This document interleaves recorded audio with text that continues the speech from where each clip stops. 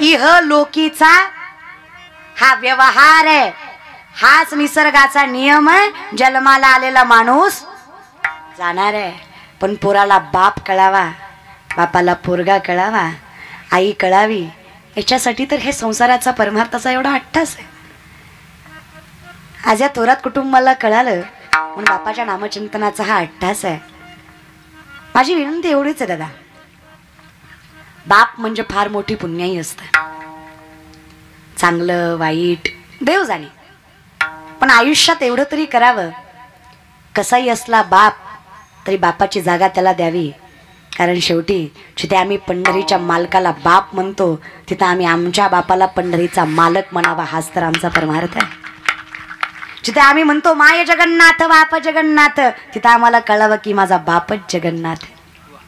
किती सोपं आहे ना दादा लेकुराचे. आम्ही संतांना माय म्हणतो, मग आमची माय संतांपेक्षा कमी आहे का की नाही? अरे असेल जरा फटकळ बाप, पण चार माणसात त्याला म्हणू नका जरा जास्त बोलतोस तू, माणसात बसत जाऊ नकोस. माणसं तोंडावर बोलतात आजकालची बापा. माझं पाहुणा आल्यावर लय पुढं पुढं करीत जाऊ नका, तुम्हाला बोलायचं कळत नाही, तुम्ही जरा ग बसा. काय म्हणतात लेकर, तुम्ही जरा ग बसा, तुम्हाला बोलायचं कळत नाही. हा या वयात नसेलही कळत कदाचित, आम्ही कुठं मान्य करतो, पण तुला हेही कळलं पाहिजे, खांद्यावर घेऊन पंढरीचा मालक दाखवणारा तुझा बाप होता, आळंदीला दर्शन देणारा तुझा बाप होता. अरे आयुष्यभर चिझवलं त्याने, आज बंगल्यात राहतोस तू, तुझ्या बापाची पुण्याई आहे, तो कष्ट करून गेला आणि सगळं सुख तुझ्या पदरात एका हाताने टाकून गेला, तो बाप होता. म्हणून विनंती आहे, या बापाची जाण ठेवत या कुटुंबाने हा नामचिंतनाचा अट्टास तर मांडला. काय लागतं आयुष्यात बाप कळावा, आणि हे कळण्यासाठी मुखात नाम असणं गरजेचं, त्याच्याशिवाय बाप कळणार नाही दादा. ही वारकरी माणसं पैसा कमावतील नाही कमावतील, पण आईबाप सांभाळतील हा विश्वास आहे. काय काय म्हणले हे काय नसते, कुठं माळकरी तरी सांभाळते ती. नीट ऐका, माळकरी वाईट नाहीत, वाईट लोकांनी माळा घातल्यात, त्यात माझा दोष नाही महाराज बरं का. जे सांभाळीत नाहीत तो माळकरी, त्यांना नाकाच्या शेंड्यापासून टाकल्यापर्यंत गण लावला आणि बापाच्या कमरेत नाता घातल्या आणि देव भेटला नाही, तू बाप ठोकला. हा ना, माणसं मूर्ख झाली रे. 10 दिवस गणपतीन बुडवताना बाबूराव आणि देव भेटना, तू देव नाचिवला. नवरात्राचे उपासन दुसऱ्या दिवशी बोकड आणि देवी कुपती म्हण, तुला पोत्यात घालून हाणला पाहिजे. कुठले म्हणजे कुठले वाच्य तयार, मला काही कळतच नाही तुम्हाला. असं नसतं रे दादा, जगाची मालकी नाही ती, हा विश्वाची कारभारी नाही ती, तिला असल्या गोष्टींची गरज आहे नाही दादा.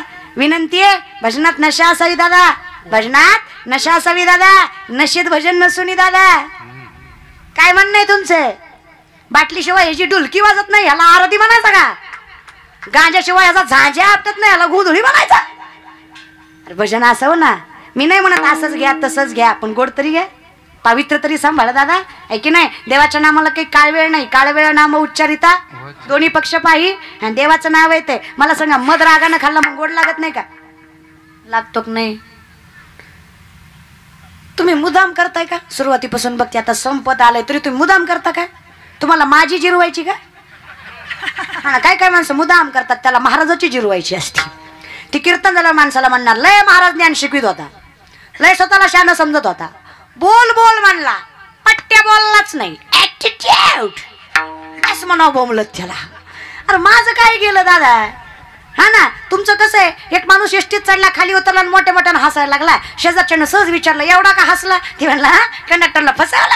तर म्हणला कसं काय फसवलं? म्हणला तिकीट काढलं आणि गेलंच नाही. नाही कळलं, त्यालाच कळलं महाराज बरं का. इथे कोणाचे काय वागेले, ज्याचे त्याने अनहित केले, तू का म्हणे आयशी बुद्धी ज्याची जड त्याहुनी दगड बरे देवा. असं नसतं दादा, बोलत जा ना. अरे शेवट शेवट तरी बोलत जा र, आखी जिंदगी गेली पण वयातच परमार्थ करीत जा. मला सांगा, लाकडाची राख झाली की राख पुन्हा पेटती का? माऊली म्हणतात, लाकडाची राख झाल्यावर राख पुन्हा पेटत नाही, आयुष्याची राख झाल्यावर भजन करण्यात मजा नाही. हा ना, सोपा प्रश्न आहे माझा वडगावकर. देवाला फुलं वाता का? माय वाता का? ती पूजा तुमच्याकडे असते. देवघर आहे ना तुम्ही घरात, फुलं वाता? ताजी वाता का शिळी? ताजी. शिळं आलं तर बाजूला काढता, वाहता का दादा?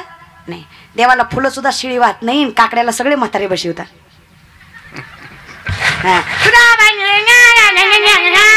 एवढंच ऐकू येतं रे. काम आहे तरुणांनी काकड्यात येणं, काकड्यात हरिपाठात येणं. अरे विश्वासानं सांगते ही लेख, ज्या दिवशी महाराष्ट्रातला प्रत्येक तरुण काकडा आणि हरिपाठ करेल, माझा महाराष्ट्र जगातील सगळ्यात उच्चांकावर असेल. विश्वासानं सांगते, एवढी ताकद त्या काकड्यात.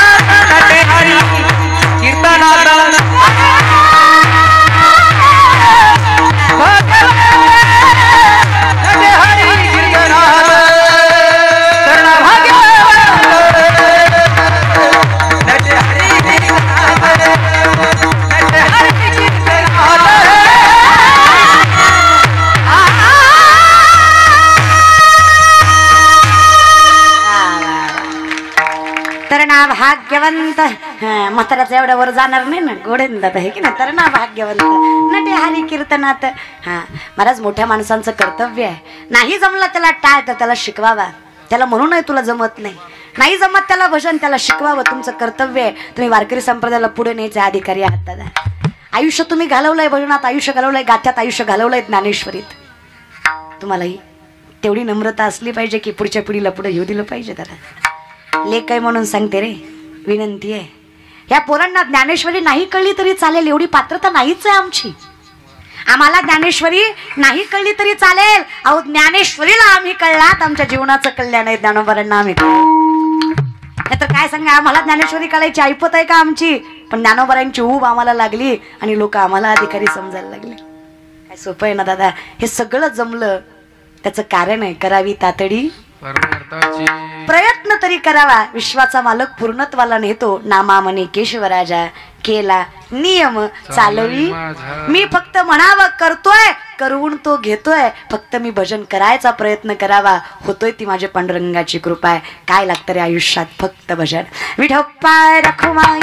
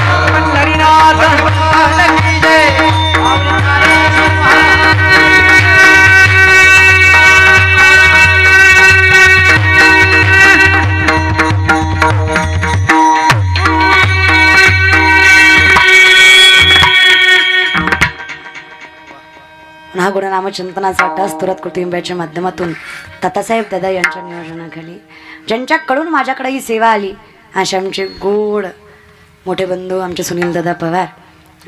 अगदी गोड स्वभाव आहे. माणसाकडे ज्ञान असतं पण ज्ञानाकडे प्रेम येईल याची ताकद. पण ज्याच्याकडे भगवंताविषयी प्रेम आहे त्याच्याकडे ज्ञान आल्याशिवाय, ज्ञानाकडे प्रेम असेल याची खात्री नाही पण प्रेमाकडे ज्ञान असतं येतं याची खात्री ज्ञानोबराय देतात. म्हणून विनंती आहे, अगदी नम्रतेनं त्यांचा स्वभाव आहे, अगदी गोड.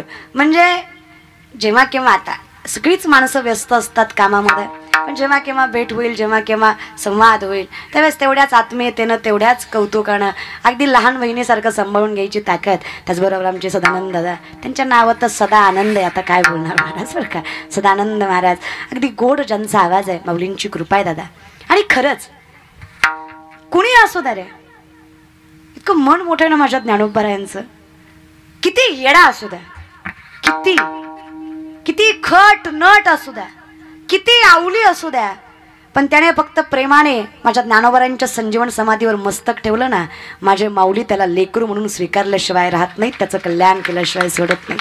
आणि जे माऊलीचं लेकरू झालं त्याच्या श्रीमंतीचं काय सांगता, जयाच्या द्वारी अंगी आईचे बळ. आमच्या आईच्या दारातच सोन्याचं झाड आहे, विचार करा घरात किती असेल.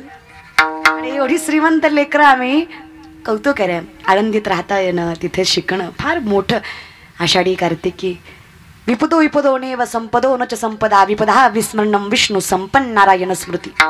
विपत्ती म्हणजे विपत्ती नाही, संपत्ती म्हणजे संपत्ती नाही. भगवंताला विसरणं ही खरी विपत्ती आहे, भगवंताला मनात साठवणं ही खरी संपत्ती आहे. ज्याला जपता आली तो श्रीमंत आहे. परमार्थ हे महाधन जोडी देवाचे चरण. नाहीतर हे इतकं विचित्र मन विवेकाते बोलवी, संतोषाशी चाड लावी, बैसी जे तरी हिंडवी दाही दिशा. ह्या अशा मनाला स्थिरावायची ताकद आता कोठे धावे मन, तुझे चरण देखलिया वाघ गेला. अशा आवल्याला स्थिरावायची ताकद फक्त माझ्या ज्ञानोबराय तुकोबरायमध्ये आहे. म्हणून महाराज त्यांच्या चरणावर मस्तक ठेवून ही सगळी सेवा त्यांच्या चरणी समर्पित करते. त्याचबरोबर उत्कृष्ट मृदुंगवादक, महाराष्ट्रातील नामांकित मृदुंगवादक आमचे हरिभक्तपरायण कृष्णा दादा, ज्यांच्या नावातच गोड असं वर्णन आहे महाराज जगाच्या मालकाचं. हां, अगदी सुंदर पखावाज वाजवणं आहे. आता खूप गायक वादक असतात. मी सुरुवातीलाच म्हटलं ज्ञान फार लोकांकडे असतं, नम्रता. कीर्तन कोणाचंही असो, माझ्या जवळचा महाराज आहे किंवा माझ्या लांबचा महाराज आहे, माझ्या ओळखीचा आहे, माझ्या ओळखीचा नाही, माझ्या घासाट्यातला आहे, माझ्या घासाट्यातला नाही, असं नाही आहे की नाही. प्रत्येक कीर्तन करायला, कारण अधिकाराचा लक्षात घ्याल तर नामदेवरायांच्या पायरीपाशी झाडून काढणारी बाई आणि पांडुरंगाचा अभिषेक करणारा पुजारी, सगळ्यांचा अधिकार सारखाच आहे. तो माझा पांडुरंग आहे. कौतुक आहे मला माझ्या मालकाचं. उच्च नीच काही नेणे इष्टे भाव भक्ती देखोनिया. म्हणून असा समान अधिकार, समान न्याय, समदृष्टी घेता समान शमदमावरी, असं प्रत्येक कीर्तनकाराला योग्य त्यांच्या आत्मीयतेनं पोट तिडकीनं वाजवणं आहे. म्हणून माऊलींची कृपा आहे. आज ही कला तुमच्या तपश्चर्याचं फळ आहे. कृष्णदादा चरणावर मस्तक आहे. 5:45 5:45 आलो आमच्या पवारदादांच्या घरी, हा ना, त्यांना नवनाथदादांच्या घरी त्यांच्याकडेच होतो. सकाळी सकाळी आलो, कारण सकाळी कटणं शक्यच नव्हतं. हिथं येऊन हिथं यायला अर्धा तास उशीर झाला. तिथं असतो मग तर 12:30लाच फुलं टाकल्यावर कीर्तन महाराज. कारण दिवसात 2-3 कीर्तन असतात. कालही सेवा होती माझी. म्हणजे आता सकाळी केली साताऱ्याला, पुन्हा दुपारी केली सांगलीला, पुन्हा संध्याकाळी गेली वाळव्याला. वाळव्यातनं निघालो, येता यायला 5:30-6 तास लागले. काय 2 तास झोपलो आणि त्यात बी लवकर आलो असतो, पण फेटच बसना. ती बी म्हणला असं किती वेळा बसली होती डोक्याला दिवसात, बसता बसना महाराज बरं का. आपलं पटकन जे काय ते झालं होतं हे झालं, त्याच्यामुळे थोडासा 5-10 मिनिटं उशीर झाला. त्याबरोबर त्यांची समीक्षा नावाची पुतणी गोड गाते महाराज, अगदी गोड. मग आम्ही आवरत असताना रियाज करत होती मुलगी, अगदी गोड. चौथीला पण गोड भजन करते महाराज. त्याचबरोबर वारकरी सांप्रदायिक कुटुंब असणं फार गरजेचं आहे. काही नसलं तरी चालेल, बंगला बिंगला सांप्रदाय असावा. काही श्रीमंत तो माणूस ज्याच्या घरात ज्ञानेश्वरी वाचली जाते. काय भाग्यवान आहेत ते लेकरं ज्यांच्या मुखात हरिपाठ आहे, आणि काही धन्य आहेत ते मायबाप ज्यांच्या पोटी भजन करणारी लेकरं जन्माला आली. कौतुक वाटतं कधी कधी दादा, नाही का. हेच धन आहे रे. म्हणून अगदी त्याचबरोबर हे थोरात कुटुंब सुद्धा नम्रतेनं जगणारं, आयुष्यभर कष्ट करून ज्या बापानं हे कुटुंब फुलवलं, आज त्या कुटुंबाच्या श्राद्धाचा, त्यांच्या वडिलांच्या श्राद्धाचा कार्यक्रम. शेवटी दुःखाचा डोंगर आहे. विश्वाच्या मालकानं हे पेलवायची ताकद त्यांच्या खांद्याला द्यावी. आणि असतात तात्यासाहेब दादांनी सुद्धा इथून पुढे त्यांच्या वडिलांचं नाव पुढे करावं. चरणावर मस्तक आहे त्यांच्या. विनकती दादा अगदी गोड तुमच्या चरणावर तशा प्रणाम आहे. त्याचबरोबर